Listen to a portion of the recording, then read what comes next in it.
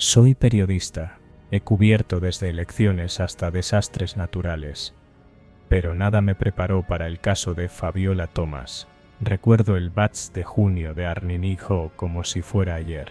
Al principio solo parecía otro caso de homicidio en un vecindario tranquilo de Roswell, Georgia. Pero pronto la historia tomó un giro inquietante, convirtiéndose en un reflejo aterrador de una realidad que muchos prefieren ignorar: la violencia oculta tras el rechazo. Todo comenzó con una llamada al Georgie Key. Un hombre, el compañero de apartamento de Fabiola, hablaba entre sollozos. Decía que algo terrible le había pasado a su amiga. Cuando la policía llegó, encontró a Fabiola sumergida en la bañera, completamente vestida. No había signos de lucha evidentes. No había testigos del crimen, solo el silencio de un apartamento que hasta ese momento había sido un refugio para ella. El hallazgo del cuerpo desató una investigación que puso en evidencia algo más aterrador que un asesino suelto: la escalofriante insistencia de Antonio Wilson. Lo conocía solo por su nombre cuando empecé a seguir el caso. Era un hombre común, sin antecedentes, sin signos visibles de peligro. Pero cuando los detectives recuperaron los mensajes entre él y Fabiola, el panorama cambió. Las pruebas eran irrefutables. Wilson había conocido a Fabiola por una aplicación de citas. Desde el principio, su interés fue sofocante. Le enviaba regalos, insistía en encuentros, le escribía a todas horas. Ella, con cortesía, lo rechazó una y otra vez, pero Wilson no aceptó un no como respuesta. Cada negativa avivaba su obsesión. Cada silencio lo llenaba de rencor. La investigación se alargó por meses, pero los detectives no tardaron en encontrar las pruebas necesarias. Wilson fue arrestado el 1 de octubre de Arninigho. Su juicio comenzó años después, en un ambiente cargado de tensión y lágrimas. Amigos y familiares de Fabiola contaron su versión de los hechos, recordándola como una mujer fuerte, amable, con sueños que quedaron truncos. Cuando Wilson recibió su sentencia el 1 de julio de Arninigho, la sala del tribunal exhaló un suspiro colectivo. Cadena perpetua, sin posibilidad de libertad condicional. Justicia, decían algunos, pero para la familia de Fabiola, el veredicto no devolvía la vida que se había perdido. Cubrir este caso me dejó cicatrices. Me enfrenté a una verdad que muchas veces se minimiza: el peligro de la obsesión disfrazada de amor. Antonio Wilson no era un monstruo con colmillos y garras. Era un hombre común, uno de tantos que creen que el deseo justifica el dominio. Hoy, cada vez que escribo sobre crímenes como este, me pregunto cuántas Fabiolas más hay en el mundo, ignoradas, con sus historias a punto de convertirse en titulares, y cuántos Wilson acechan en la sombra, esperando su momento para atacar.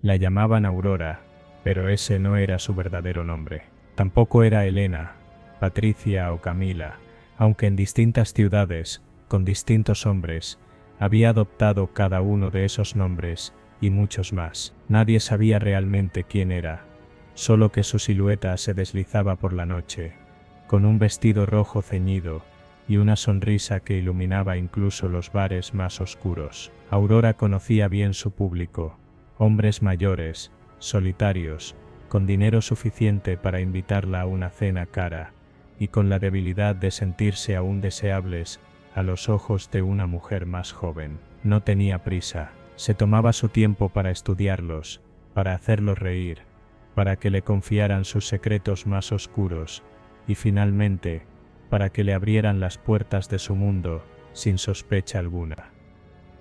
Las citas comenzaban en restaurantes elegantes o bares exclusivos, donde Aurora bebía con moderación y dejaba que sus víctimas se perdieran en el efecto de sus propias copas. Luego, la velada se trasladaba a hoteles de lujo o apartamentos con vistas panorámicas. Para ese punto, el hombre ya estaba bajo su hechizo, y ella solo tenía que dar el golpe final. Aurora siempre llevaba en su bolso un frasco pequeño con polvo blanco, una sustancia que diluía en la última copa de su acompañante. La droga actuaba rápido, sumiéndolos en un estado de inconsciencia casi instantáneo, y mientras sus cuerpos se volvían pesados y sus respiraciones se ralentizaban, ella ya tenía sus teléfonos desbloqueados, sus billeteras abiertas y acceso a sus cuentas bancarias. Algunos despertaban con resaca y la cuenta vacía, sin recordar lo que había pasado. Otros no despertaban en absoluto.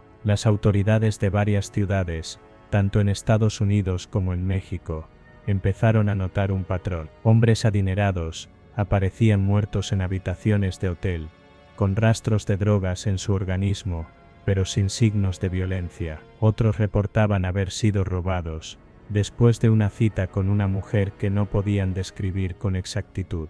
Era como si la sombra de Aurora flotara entre fronteras, sin dejar huellas más que en las cuentas bancarias de los caídos. La investigación avanzó lentamente. Ella nunca usaba las mismas credenciales 2 veces. Creaba perfiles falsos en aplicaciones de citas, con nombres y fotos diferentes. Se aseguraba de que cada víctima creyera que era especial, que entre tantas opciones, él había sido el elegido. Era un arte, una danza calculada entre la seducción y el crimen.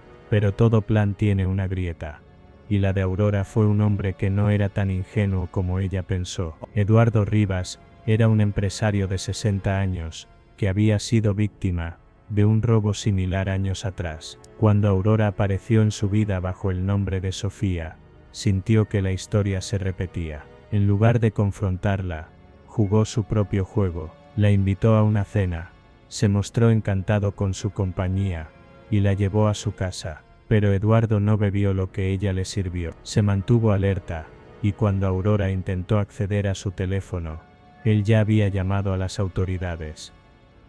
El arresto de Aurora fue noticia en todas partes. Decenas de víctimas surgieron contando sus historias, y la lista de posibles crímenes creció. Pero incluso tras las rejas, cuando los policías la interrogaban, ella solo sonreía. ¿Cuántos nombres has usado?, le preguntaron. Ella inclinó la cabeza divertida. ¿Cuántos nombres crees que tengo?, susurró. El caso de Aurora aún sigue abierto, y las autoridades creen que podría haber más víctimas. Algunos aseguran haber visto su rostro en otros países, en nuevas ciudades, con un nombre diferente. Tal vez, en algún rincón oscuro, Aurora aún esté esperando su próxima presa.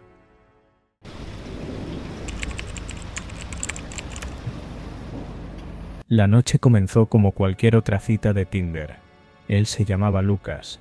Tenía una sonrisa fácil y un interés genuino en lo que yo decía. Hablamos de nuestras aficiones, y cuando mencioné que me encantaban los salones recreativos, sus ojos brillaron. Conozco el lugar perfecto, dijo, y después de un par de copas en un bar cercano, me llevó al salón de juegos local. El lugar era exactamente como lo recordaba de mi infancia.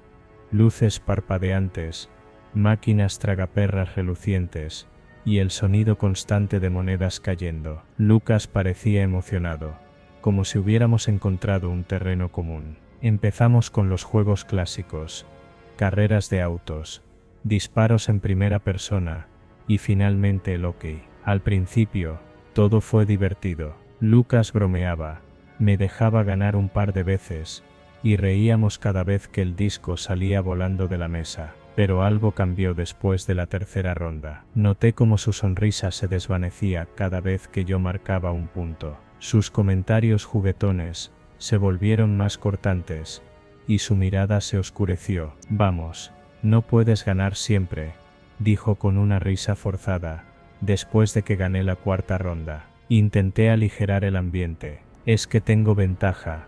Tuve una mesa de hockey cuando era niña, dije, esperando que se riera. Pero él solo frunció el ceño y golpeó el disco con más fuerza en la siguiente ronda. Cuando gané la quinta vez, Lucas arrojó el mazo sobre la mesa. Esto es aburrido de todos modos, dijo, su voz cargada de irritación. Sugerí volver al bar, pero él insistió en que fuéramos a su casa.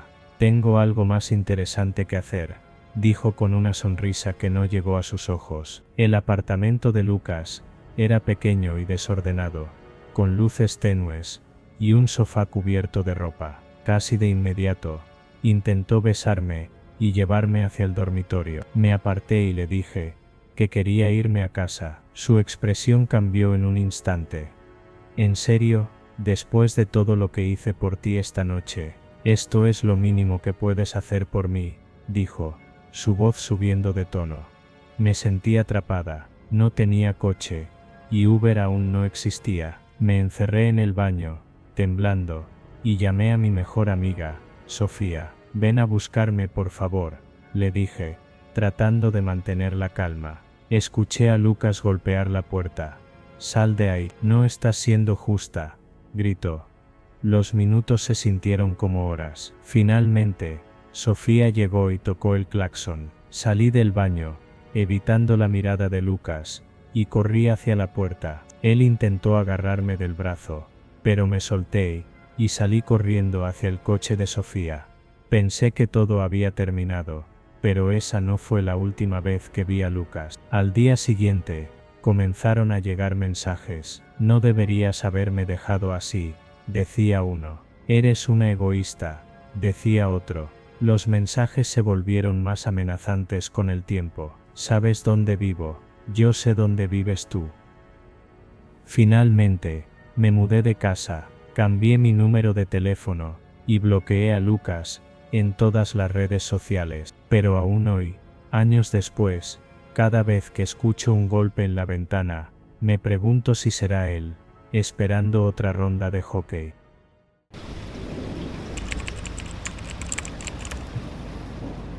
Conocí a Daniel en una aplicación de citas. Su perfil parecía normal, incluso agradable. Tenía una sonrisa amplia y una bio que decía, me encanta el café, los libros y las caminatas bajo la lluvia. No era exactamente original, pero tampoco daba vibraciones raras. Después de intercambiar unos cuantos mensajes, decidimos vernos en persona. Quedamos en una cafetería del centro, uno de esos lugares acogedores, con luces cálidas y paredes llenas de estanterías con libros viejos. Llegué primero y pedí un té chai. Él apareció unos minutos después, vestido con una chaqueta de mezclilla y una sonrisa que intentaba ser encantadora. No era feo, pero tampoco me provocó esa chispa que uno espera sentir en una cita. Aún así, decidí darle una oportunidad. Después de todo, las primeras impresiones no siempre son acertadas. La conversación fluyó sin problemas. Hablamos de nuestros trabajos, de nuestras series favoritas y de nuestras ciudades natales. Daniel era amable, aunque un poco torpe. Noté que se esforzaba demasiado por hacerme reír, y sus chistes caían un poco planos. Pero no había nada alarmante en su comportamiento, al menos no en ese momento. Después de terminar nuestras bebidas, sugirió que diéramos un paseo por el centro. Acepté, pensando que el aire fresco me ayudaría a despejarme. Caminamos por las calles iluminadas, pasando por tiendas cerradas y restaurantes llenos de gente. Daniel seguía hablando, pero yo ya empezaba a sentirme incómoda. No había química entre nosotros, y cada vez me costaba más fingir interés. Cuando llegamos a mi auto, supe que tenía que ser honesta. No quería darle falsas esperanzas, ni perder más tiempo. Mira, Daniel, dije, mirándolo directamente a los ojos. Fue agradable conocerte, pero no siento que haya una conexión entre nosotros. Creo que es mejor que no nos veamos de nuevo. Te deseo mucha suerte. Esperaba que lo tomara bien, que asintiera con la cabeza y se despidiera con educación, pero no fue así. En lugar de eso, se acercó a mí, intentando besarme. Lo empujé con fuerza, sorprendida por su audacia. No, dije con firmeza, retrocediendo un paso. Él sonrió, como si creyera que estaba jugando. Vamos, no seas así, dijo, intentando besarme de nuevo. Esta vez, lo empujé con más fuerza, casi haciéndolo perder el equilibrio. Basta, grité, abriendo la puerta de mi auto y subiéndome rápidamente. Cerré las puertas con seguro y encendí el motor, sintiendo cómo mi corazón latía con fuerza en el pecho. Daniel se quedó parado en la acera, mirándome con una expresión que no pude descifrar. No esperé a ver qué hacía. Pisé el acelerador y me alejé, sintiendo una mezcla de alivio y disgusto. ¿Qué diablos acaba de pasar?, me pregunté a mí misma, mientras conducía de regreso a casa. Más de un año después, casi había olvidado aquella incómoda cita. Había seguido con mi vida, saliendo con otras personas, y tratando de no pensar en Daniel. Pero una noche, alrededor de la medianoche de un viernes, recibí un mensaje de WhatsApp de un número que no reconocí. ¿Qué tal? Soy Daniel. ¿Te acuerdas de mí? Sentí un escalofrío recorrer mi espalda. ¿Cómo tenía todavía mi número? ¿Y por qué me estaba escribiendo después de tanto tiempo? Intenté mantener la calma y responder de manera educada, pero firme. Hola Daniel. Sí, me acuerdo de ti. Es un poco extraño que todavía tengas mi número. ¿En qué puedo ayudarte? Su respuesta no tardó en llegar. Solo quería saber cómo estás. ¿Quieres salir a tomar algo esta noche? Me quedé mirando la pantalla de mi teléfono, sintiendo cómo la ira y el asco se apoderaban de mí. Sabía exactamente lo que significaba un mensaje de texto a la medianoche de un viernes. No era una invitación inocente, era una propuesta descarada, como si creyera que yo estaría dispuesta a caer en sus brazos, después de todo este tiempo. No, gracias, respondí, tratando de mantener la compostura. Creo que ya te dije la última vez que no estoy interesada. Por favor no me escribas más. Su respuesta fue rápida y grosera. Vamos, no seas así, solo quiero pasar un buen rato. No tienes que ser una perra al respecto. Mis manos temblaban de rabia mientras escribía mi respuesta. No soy una perra por no querer salir contigo. Eres un hombre patético, que no sabe respetar los límites. No me vuelvas a contactar. Antes de que pudiera responder, lo bloqueé. Apagué mi teléfono y lo dejé en la mesa de noche, sintiendo cómo la adrenalina corría por mis venas. ¿Cómo podía alguien ser tan desesperado y desagradable? Pensé que había terminado con él, pero me equivoqué. Unos días después, comencé a notar cosas extrañas. Mi auto estaba ligeramente movido cuando salía por la mañana, como si alguien lo hubiera tocado durante la noche. Las llamadas comenzaron poco después, números desconocidos, que sonaban en medio de la noche, solo para colgar cuando contestaba. Una vez, escuché una voz susurrar mi nombre, antes de que la línea se cortara. Cambié mi número de teléfono, pero eso no detuvo las notas en mi auto, ni las sombras que veía moverse fuera de mi ventana. Una noche, mientras estaba en casa, escuché un golpe en la puerta. Me asomé por la mirilla, y vi a Daniel parado allí, con una sonrisa que me heló la sangre. Sé que estás ahí, dijo, su voz resonando a través de la puerta. No puedes ignorarme para siempre. Llamé a la policía de inmediato, pero para cuando llegaron, Daniel ya se había ido. No encontraron rastro de él. Me mudé al día siguiente.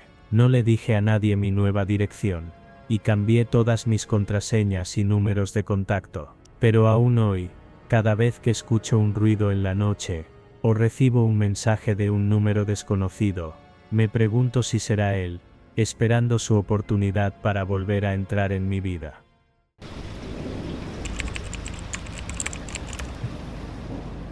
Era el año Arlinilleis, y después de meses de navegar por un sitio de citas, finalmente decidí arriesgarme y conocer a alguien en persona. Su nombre era Vanessa.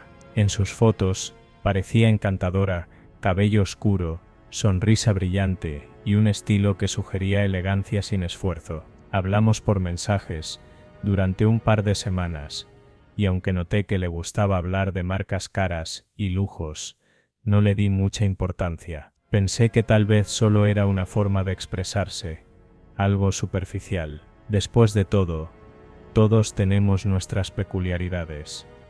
Acordamos vernos en un restaurante de lujo en St. Louis. Elegí ese lugar porque quería impresionarla, aunque sabía que mi presupuesto no daba para demasiado. En ese momento, Trabajaba como funcionario de prisiones y recibía el barbenturso del salario de un veterano discapacitado. No era mucho, pero me las arreglaba. Me vestí con lo mejor que tenía, un traje que había comprado en una tienda de segunda mano, pero que aún se veía bien. Quería dar una buena impresión. Vanessa llegó 15 minutos tarde, pero cuando entró al restaurante, todos los ojos se volvieron hacia ella. Llevaba un vestido ajustado y tacones altos, y su bolso parecía costar más que mi sueldo mensual. Se disculpó por la demora con una sonrisa coqueta, y se sentó frente a mí. Al principio, la conversación fluyó con normalidad.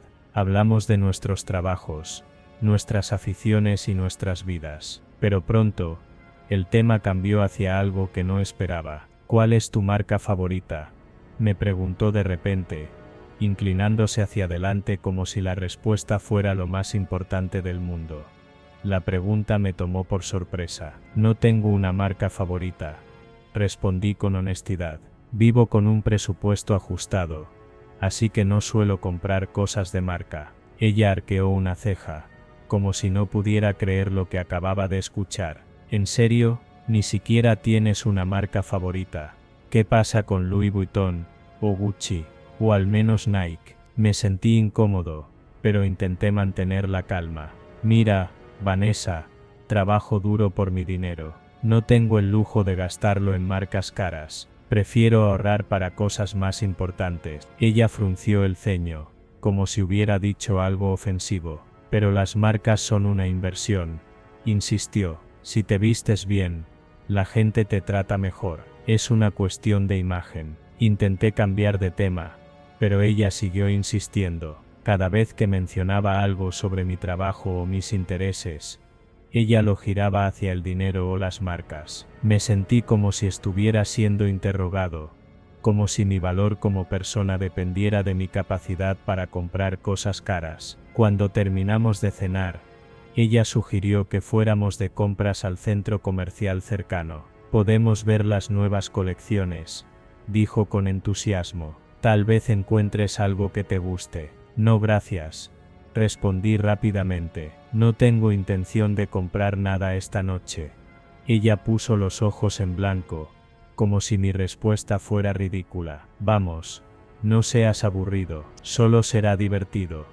En ese momento, supe que tenía que salir de allí. Pagué la cuenta, dejando una propina generosa para no parecer grosero, y me despedí con educación. Fue agradable conocerte, Vanessa, dije, aunque en realidad no lo sentía así, pero creo que no somos compatibles. Ella pareció sorprendida, pero no dijo nada. Me fui del restaurante lo más rápido que pude, sintiendo una mezcla de alivio y frustración. No podía creer que hubiera gastado tanto dinero en una cita que había sido tan incómoda. Una semana después, pensé que todo había terminado. Había bloqueado su número y tratado de olvidar la experiencia. Pero entonces, una noche mi teléfono sonó. Era un número desconocido, pero algo en mi instinto me dijo que no debía contestar. Lo hice de todos modos.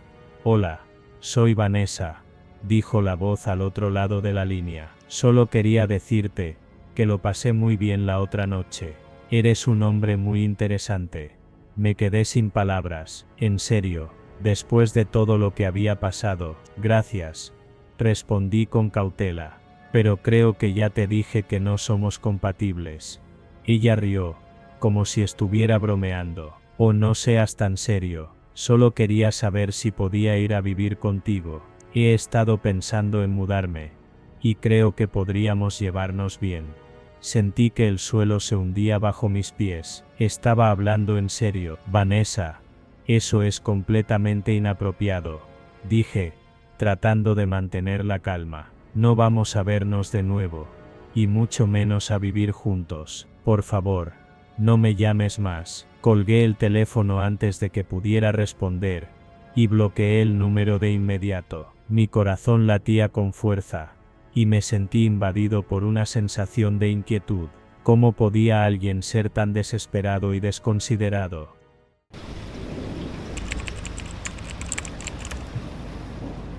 Nunca olvidaré esa cita con Daniel. No fue exactamente la peor que he tenido, pero sin duda fue una de las más extrañas.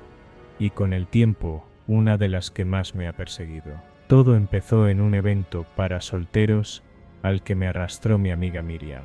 No soy de las que buscan pareja activamente, pero esa noche estaba aburrida y pensé que al menos podría charlar con alguien interesante. Allí estaba él, alto, con una sonrisa fácil y un aire despreocupado. Charlamos un rato sobre cosas triviales, el clima, el vino barato del evento, y me pareció simpático. No había chispas, pero tampoco alarmas, así que cuando me pidió mi número, se lo di. Unos días después, me escribió para invitarme a salir.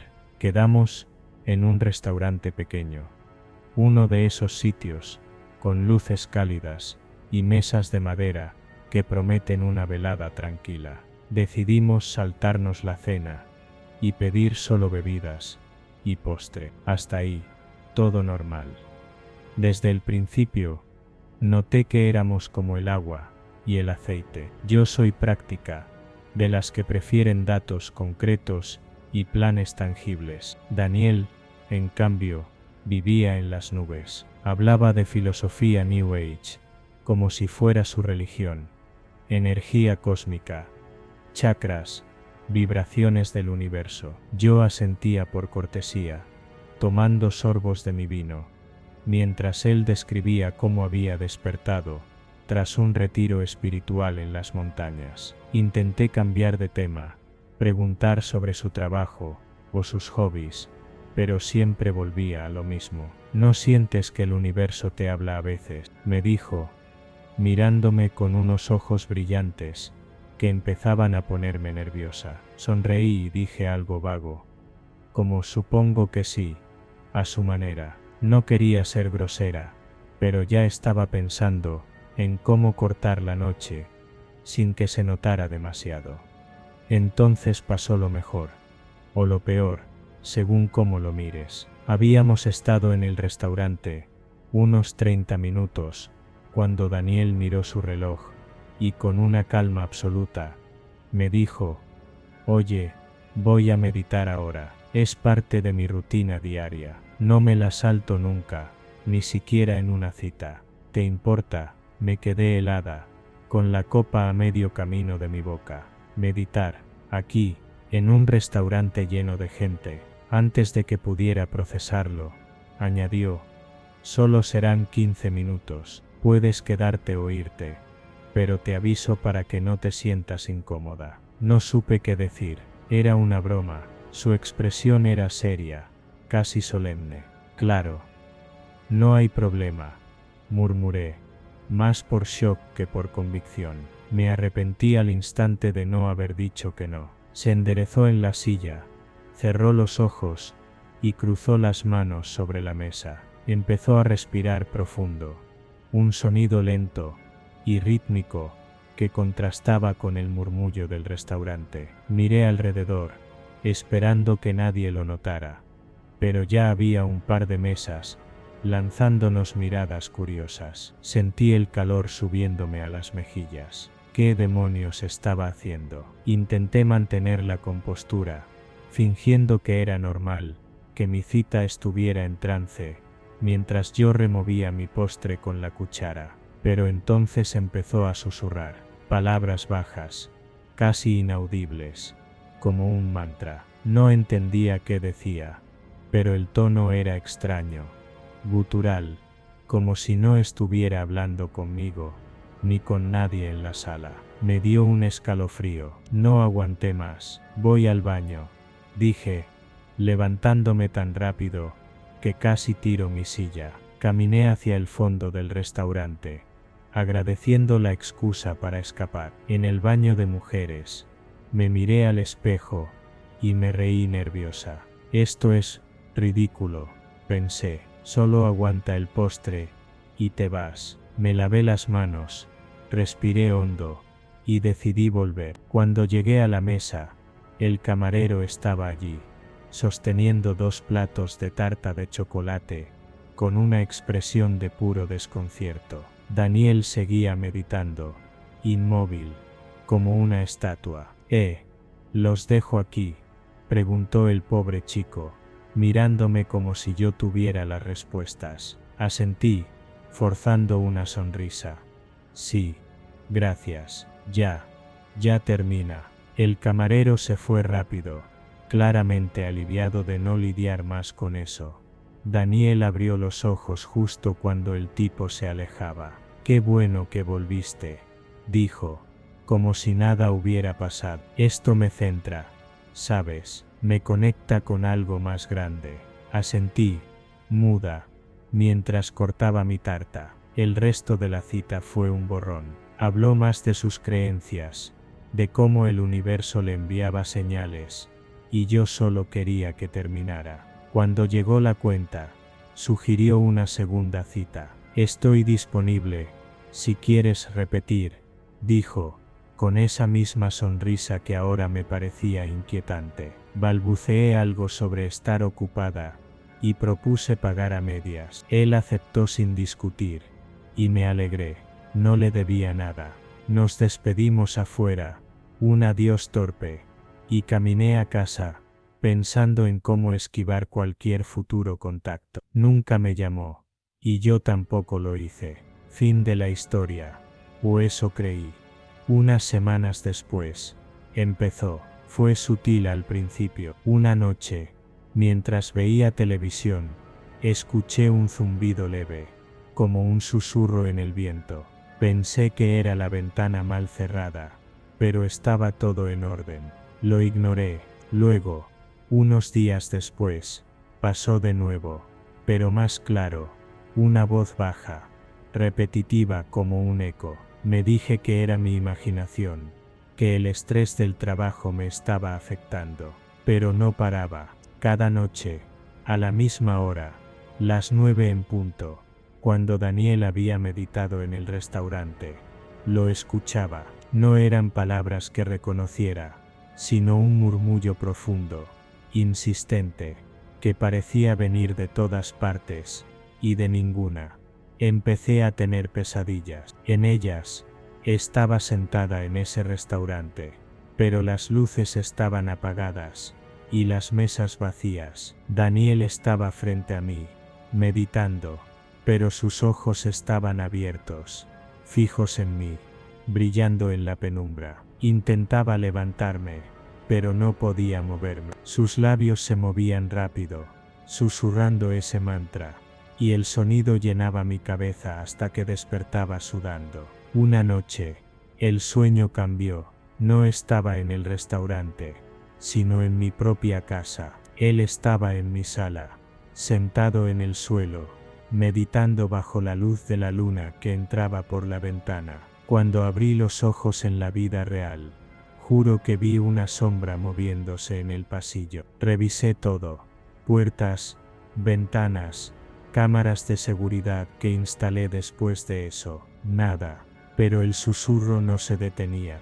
Empecé a investigar. Busqué a Daniel en redes sociales, pero no había rastro de él. Recordé el nombre del evento, para solteros, y contacté a los organizadores. Me confirmaron que alguien con su descripción había asistido, pero no tenían datos de él. Había pagado en efectivo, y no dejó contacto. Era como si no existiera. Una noche, desesperada, grabé el sonido con mi teléfono. Al reproducirlo, casi se me cae el aparato. Era su voz, clara como el día, repitiendo: estás conectada, estás conectada. No sé cómo ni por qué, pero algo en esa meditación me había atado a él. Fui a un terapeuta, a un sacerdote, incluso a una mujer que decía limpiar energías. Nada funcionó. El susurro sigue ahí, todas las noches, puntual como un reloj. A veces, despierto y siento que algo me observa desde la esquina de mi cuarto. No sé si es mi mente, o si él, de alguna forma, me encontró en ese algo más grande, al que decía conectarse. Lo único que sé es que no debí quedarme a mirar esa meditación. Debí irme y no volver.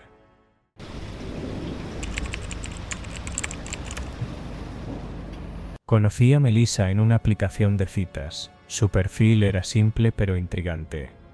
Una foto sonriendo en un parque, un par de líneas sobre su amor por los libros y el café. Intercambiamos mensajes durante una semana, y aunque no era la conversación más profunda del mundo, había algo en su tono que me enganchó. Cuando me propuso encontrarnos en un bar del centro, acepté sin dudarlo. Llegué puntual, con una mezcla de nervios y curiosidad, y allí estaba ella, sentada en una mesa al fondo, con una blusa negra y esa misma sonrisa de la foto. Me saludó con un abrazo rápido, y apenas me senté, dijo: ¿Me das un beso? Me sorprendió la rapidez, pero su mirada era cálida, casi magnética. Accedí, y cuando nuestros labios se tocaron, sentí un cosquilleo eléctrico, mariposas revoloteando en mi estómago. Por un momento, pensé que esto podría ser especial. La conversación empezó bien. Hablamos de trivialidades, el clima, nuestras películas favoritas, el tráfico de la ciudad. Ella tenía una risa fácil y un modo de mirarme que me hacía sentir como si fuera el único en el bar. Pero entonces, algo cambió. No sabría decir exactamente cuándo, pero su actitud se volvió más intensa, más física. Mientras charlábamos, deslizó su mano por mi espalda, y sin previo aviso, me tocó el trasero. Fue un gesto rápido, casi casual, pero me dejó rígido en la silla. Intenté ignorarlo, pensando que tal vez había sido un accidente, pero luego pasó su brazo por mis hombros, y rozó mi pecho con los dedos. «Estás muy tenso, José Antonio», dijo, riéndose como si fuera un juego. Me aparté un poco, incómodo, y traté de volver a la conversación. «¿Qué te gusta leer?», pregunté, pero ella se inclinó más cerca, tirando de mis caderas para acercarme. «Mejor hablemos de otra cosa», susurró, y me besó de nuevo, esta vez más fuerte, más insistente. No me malinterpreten, el beso no estuvo mal, pero algo en su urgencia me puso en alerta. Habíamos estado allí apenas 15 minutos, y ya sentía que las cosas iban demasiado rápido. «Oye, sigamos conociéndonos un poco más», dije, forzando una sonrisa mientras me apartaba con suavidad. Ella ladeó la cabeza, como si evaluara mi reacción, y luego soltó una frase que me heló la sangre: «Quiero aprender más sobre ti, pero en el baño». Su tono era juguetón, pero había una chispa extraña en sus ojos, algo que no encajaba. «¿El baño? ¿En serio?». Mi mente dio tumbos, buscando interpretaciones, pero todas eran inquietantes. ¿Era una broma? ¿Una línea de ligue torpe? No supe qué responder. Me reí nervioso y dije: mejor aquí con las cervezas, ¿no?».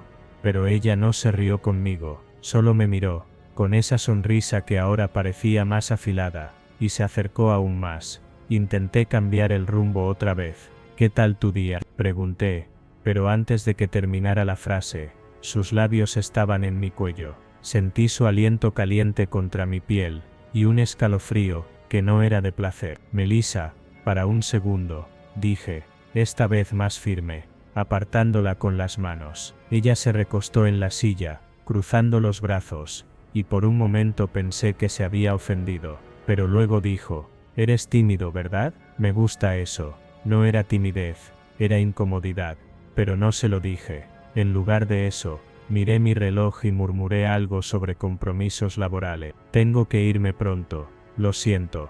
Fue una mentira torpe, pero necesitaba salir de allí. Entonces vino lo peor. «No te vayas», dijo, agarrándome del brazo con una fuerza que no esperaba. «Deja tu trabajo, pasa el día conmigo, podemos ir a mi casa». Su voz era suave, casi suplicante, pero sus ojos tenían una intensidad que me puso los nervios de punta. Intenté soltarme, riendo para quitarle hierro al asunto. «No puedo, en serio, trabajo mañana temprano». Pero ella no soltó mi brazo. «No necesitarás trabajar después de que nos casemos», dijo, y lo soltó como si fuera lo más natural del mundo. Me quedé helado. «¿Casarnos? ¿Después de 15 minutos?» La miré, buscando una señal de que estuviera bromeando, pero su expresión era seria, casi soñadora. «Melissa, nos acabamos de conocer», balbuceé. y finalmente liberé mi brazo. Pagué mi parte de la cuenta, me despedí rápido, y salí del bar con el corazón latiendo a 1000. Caminé a casa con la sensación de haber esquivado algo, aunque no sabía qué. Esa noche, intenté reírme del asunto, mientras se lo contaba a un amigo por teléfono. Una loca, nada más, dije, pero no podía sacarme su mirada de la cabeza. Al día siguiente, me escribió: ¿cuándo nos vemos otra vez? Te extraño. No respondí. Bloqueé su número, y borré la conversación pensando que eso sería el fin. Pero no lo fue. Intenté rastrearla. Busqué su perfil en la app, pero había desaparecido. Pregunté a conocidos si la conocían. Di su descripción, pero nadie sabía nada. Era como si se hubiera evaporado. Una noche, harto, fui al bar donde nos vimos, y hablé con el camarero. ¿Te acuerdas de esa chica?, le dije describiéndola. Él frunció el ceño. Sí, viene a veces, siempre sola. Habla con tipos y se van rápido. Una vez la vi salir con un bolso que no era suyo. Me dio un mal presentimiento, pero no había nada concreto. La gota que colmó el vaso fue hace una semana. Llegué a casa tarde, y encontré la puerta entreabierta. No forzada, solo abierta, como si alguien hubiera usado una llave. Revisé todo, no faltaba nada, pero el aire olía a ese perfume dulzón. En mi cama, había una nota: nos casaremos pronto, no te resistas. Salí de ahí esa misma noche, y me quedé con un amigo. Cambié las cerraduras, puse una alarma, pero no duermo tranquilo. Ayer, mientras caminaba por la calle, juro que la vi a lo lejos, mirándome desde una esquina, con esa sonrisa. No sé cómo me encontró, no sé qué quiere, pero sé que no estoy loco. Melissa está ahí fuera, y no creo que me deje ir.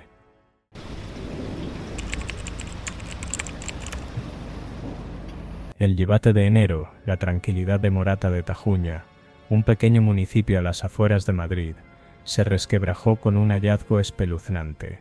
En el vestíbulo de una vivienda modesta, los cuerpos de 3 hermanos, 2 mujeres y un hombre de entre 13 errores y 13 años, yacían inertes, calcinados en parte, con signos evidentes de una violencia desmedida. Durante días, los vecinos habían notado su ausencia, pero jamás imaginaron que tras aquellas paredes se ocultaba un escenario de horror inimaginable. Cuando la policía irrumpió en el domicilio, el hedor a carne quemada se mezclaba con un silencio sepulcral. Las sombras de la habitación parecían alargarse sobre los restos de los 3 ancianos, como si el mal que los había arrebatado de este mundo aún merodeara por los rincones. Había hollín en las paredes, marcas de lucha, rastros de una desesperación absoluta. Todo indicaba que no habían muerto rápido. La muerte había sido cruel, premeditada. Pronto, la Guardia Civil puso un nombre tras la masacre. Un hombre de Tsetejugiarore Coreaviarore Cores, Popuare Cores, Mitapare Cores, Vitapare Cores.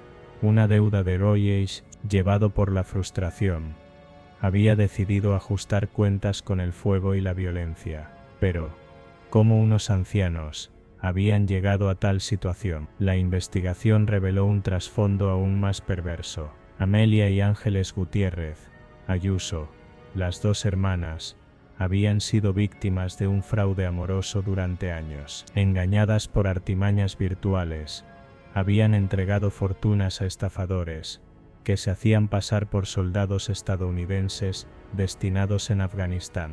Estos falsos enamorados les prometían un futuro juntos, una reunión tan idílica como imposible.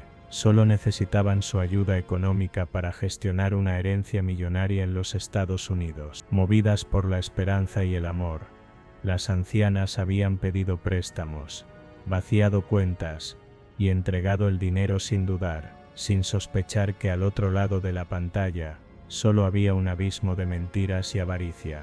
Su hermano, menos susceptible al engaño, intentó detenerlas, advertirles de la estafa, pero la telaraña en la que habían caído era tan densa que su razón se tornó inaudible. Y así, el dinero se agotó, las deudas crecieron, y el acreedor se volvió impaciente. No había manera de saldar la cifra. Entonces, la bestia golpeó la puerta. El atacante no solo buscaba dinero, su ira había fermentado en un odio visceral. Irrumpió en la casa con una furia incontrolable, descargando su rabia sobre los frágiles cuerpos de los hermanos. Los golpes resonaron en las habitaciones, y el eco de sus gritos se perdió en la noche. Pero el tormento no terminó con la muerte. No satisfecho con arrebatarles la vida, decidió borrar su existencia con el fuego, consumiendo sus restos en una pira de venganza y desesperación. Lo que encontró la policía en aquella casa no era solo la escena de un crimen, sino un testimonio del terror que la codicia y la manipulación pueden engendrar. Las paredes parecían aún vibrar con el sufrimiento.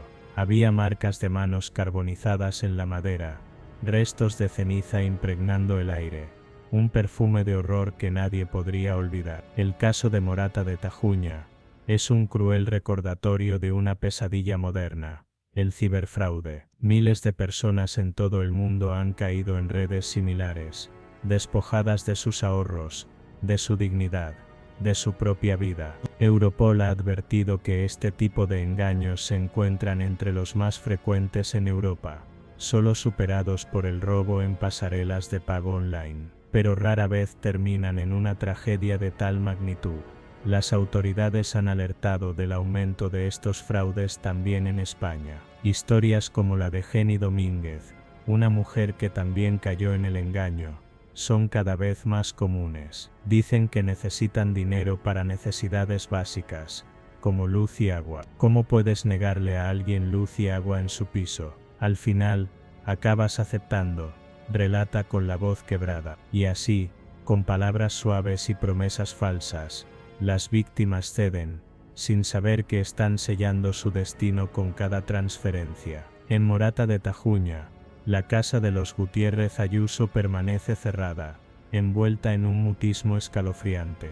Los vecinos, aterrados, evitan mirarla demasiado tiempo. Algunos aseguran que, en las noches más oscuras, cuando el viento sopla entre las grietas de las puertas cerradas, se pueden oír susurros ahogados, como si los tres hermanos intentaran contar su historia desde el más allá. Otros dicen haber visto sombras moverse tras las ventanas polvorientas, figuras fugaces que desaparecen cuando intentan fijar la vista. Tal vez sea la memoria de su tragedia la que se aferra a los muros. Tal vez el horror de su destino no se disipe tan fácilmente. O tal vez, en un rincón de la casa, entre las cenizas y los ecos de su dolor, los hermanos sigan esperando, atrapados en un limbo de engaños y desesperanza, buscando una salida que nunca llegará.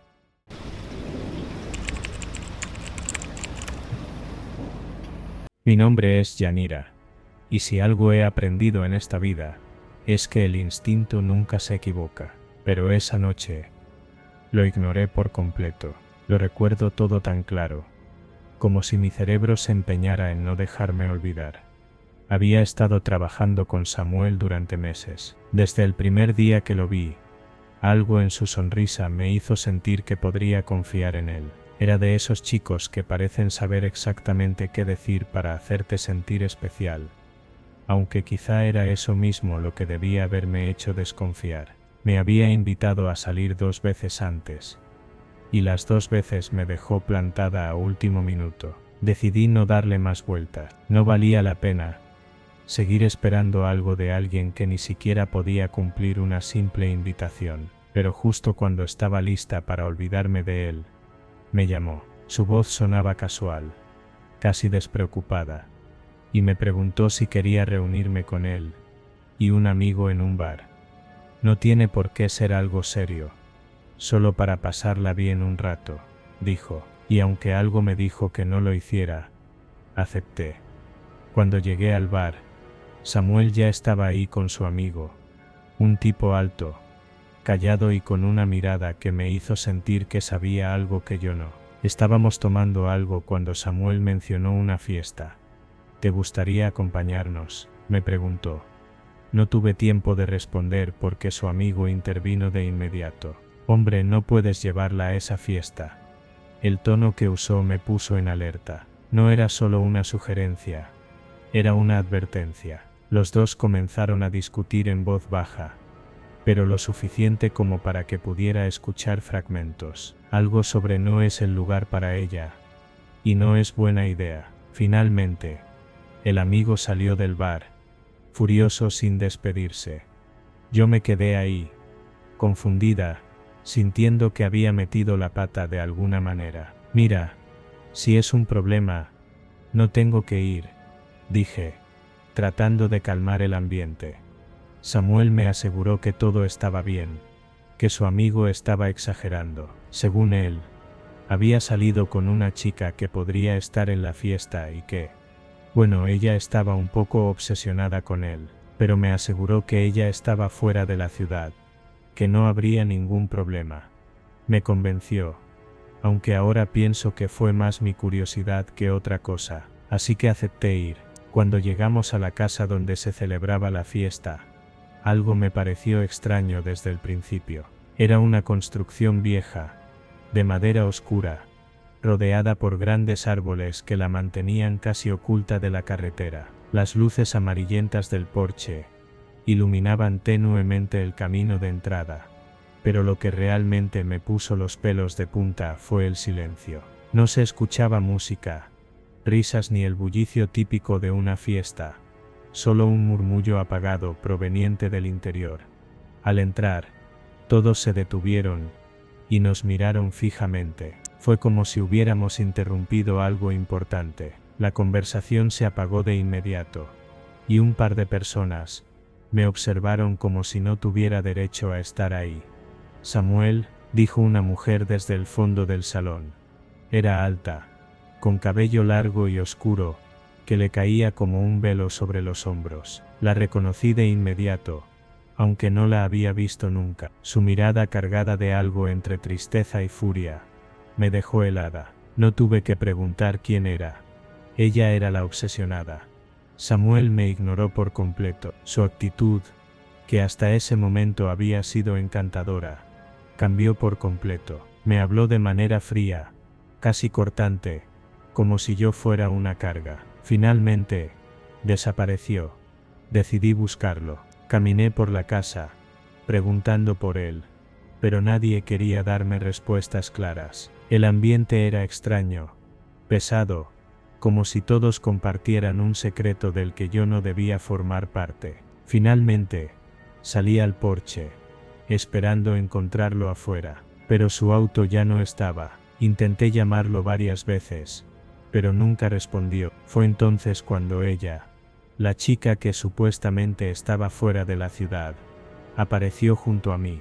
¿Te dejó aquí sola?, preguntó con una voz sorprendentemente amable. Asentí, sintiéndome cada vez más humillada. Ella se sentó a mi lado y comenzó a hablar, como si necesitara desahogarse. Me contó que Samuel y ella habían estado saliendo durante meses, que ese mismo día habían estado juntos. Fue sincera al decirme que no tenía idea de mi existencia y que no me culpaba por nada. Pero mientras hablábamos, algo en sus palabras comenzó a inquietarme. Sus ojos parecían apagarse de vez en cuando, y su tono, aunque amable, tenía un matiz de desesperación. Él siempre trae a alguien aquí, siempre encuentra la manera de desaparecer después. Hizo una pausa y me miró fijamente. Pero tú no deberías haber venido. Un escalofrío recorrió mi espalda. Antes de que pudiera responder, alguien nos interrumpió. Era un hombre, uno que no había visto antes en la casa. Es tarde, dijo, mirando directamente a la mujer. Ella se levantó rápidamente y me dio una última mirada, antes de desaparecer dentro de la casa. Fue entonces cuando me di cuenta de que no tenía forma de regresar. Estábamos en medio de la nada, sin transporte, y con un teléfono que apenas tenía señal. Decidí pedir un taxi, aunque sabía que tardaría. Mientras esperaba en el porche, sentí algo extraño en el ambiente. Los murmullos de la casa se hicieron más bajos, casi inaudibles, y la noche se volvió inquietantemente silenciosa. Decidí caminar un poco hacia la carretera para esperar el taxi, pero a medida que me alejaba, algo me hizo detenerme. Un susurro, apenas audible, parecía venir de los árboles. Yanira, mi corazón se detuvo. Me giré rápidamente, pero no había nadie ahí.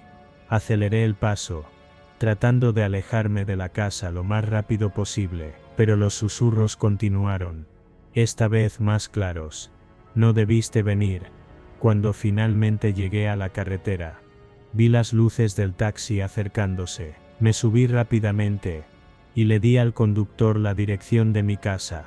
Mientras nos alejábamos, miré por la ventana una última vez. En el porche, la mujer de cabello oscuro estaba de pie, mirándome fijamente, pero no estaba sola. Detrás de ella, apenas visible, bajo la tenue luz, estaba Samuel. Su rostro estaba pálido, y sus ojos, normalmente llenos de esa confianza que tanto me había atraído, estaban vacíos. No sé qué pasó en esa casa esa noche, no sé qué secretos ocultaban las personas que estaban allí, pero lo que sí sé es que algo me siguió. Desde entonces, no puedo estar sola en la oscuridad, sin sentir ese susurro, ese escalofrío que me dice que nunca debía haber ido.